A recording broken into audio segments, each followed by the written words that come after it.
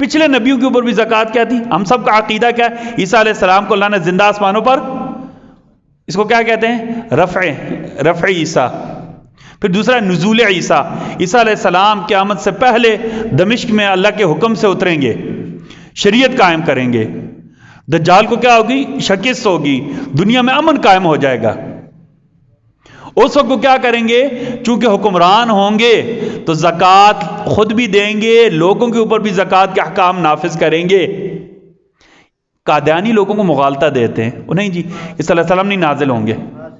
ٹھیک ہے، اس عقیدے کی تردید ہے قرآن میں. ٹھیک ہے جی، اس عقیدے کیا ہے؟ تردید ہے. اس کو کہتے ہیں عقیدہ متواترہ. امت کا شروع سے یہ عقیدہ چلا آ رہا ہے.